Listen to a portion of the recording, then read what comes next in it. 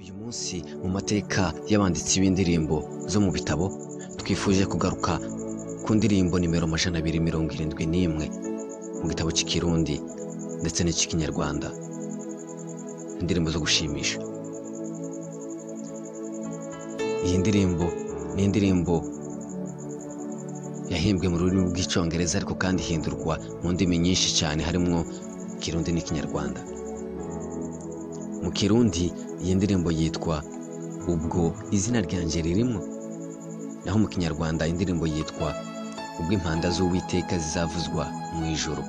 Ifite amagambo agira ati: ubwo impanda z'Uwiteka zizavuzwa mu ijoro, habaye urya munsi mwiza uhebuje, abakijijwe bo mu isi bose bazamwitaba, abakoranirije mu ijoro rye.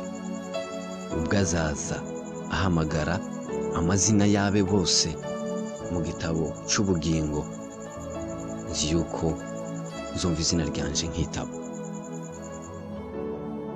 Umwanditsi w'indirimbo ninde? Kubera iki yahimbye iyi ndirimbo? Mbahaye ikaze. Nitwa Muragwa Moise, ariko kandi kino kiganiro cyose ushobora kugikurikirana kuri YouTube channel yitwa Muragwa Moise 257. Ikaze. Umwanditsi w'iyi ndirimbo ya 271 mu gushimisha ndetse no mu gitabo cy'ikirundi yitwa John Milton Black. Iyi ndirimbo yavuye mu kibazo cyari kiraje inshinga umunyamerika John Milton Black hari mu mpera z'ikinyejana cya 19. Yahora yibaza umunsi Imana izafungura igitabo cy'abana bayo azosanga izina rye ririmo. John Black yavukiye ahitwa South Hill muri leta ya New York mu mwaka w'1856. Kuva mu mwaka w'1881 yagiye kuba mu gisagara cya Williamsport ahakorera ibikorwa by'Imana. Yari umuririmbyi mu rusengero kandi yarajejwe kwigisha ijambo ry'Imana abana no rwaruka. Yarayoboye igisata gikomeye cyashakisha kumenyesha ijambo ry'Imana abakiri bato. Nuko mu mwaka w'1893 John Black ubwo yaruka atembera yahuye n'umwana w'imyaka 14, yari umwana w'umukobwa.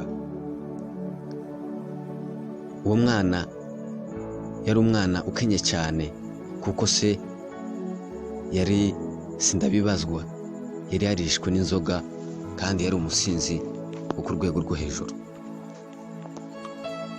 John akimubona, uwo mwana yamuteye imbabazi cyane, hanyuma aramwinginga amusaba ko yomwemerera akazohora aza mu nyigisho yatangaga ku rubyiruko. Uwo mukobwa yarabyemeye. Nuko hagera igihe cyo kurangiza izo nyigisho babahezaga umwana wese bamuhamagaraga mu izina akitaba, agasubiramo umurongo azi wa Bibiliya. Bageze ku izina rya wa mukobwa habuze n'umwe witaba, basanga ntiyaje. John Milton Black bimutera umubabaro atekereje iyo yakuye uwo mwana n'intambwe yari amaze kugeraho, hanyuma ku munsi wa nyuma akabura. Nawe yahise atangira kwibaza ati: mbega njyewe nosanga umunsi w'imperuka izina ryanje ritarimwo mu gitabo cy'ubugingo nabigenza gute? Avuye aho John Black yirukanse kureba wa mwana, asanga yarafashwe n'indwara y'umusonga. Yihutiye kumushakira umuganga.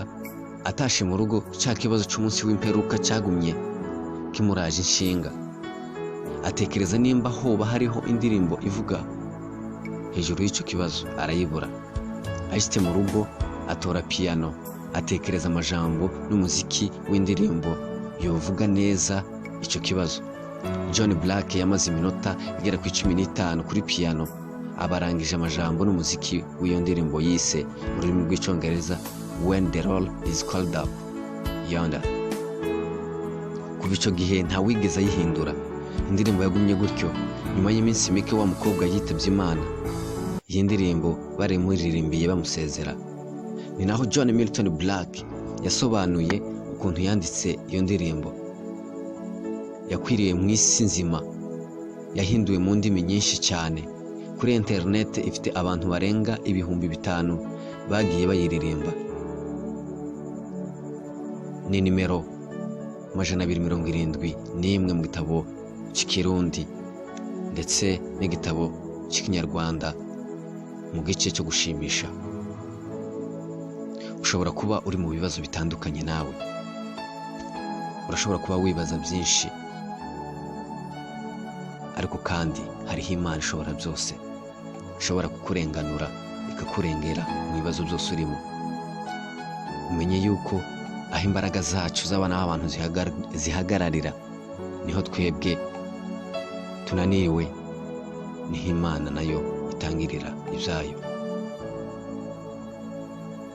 We gucika intege, kuko kuremwa kwawe ntabwo ari igishika ku Mana, si impanuka namba. Ejo hawe ni heza, bigusaba gusa kwirema mu cyizere.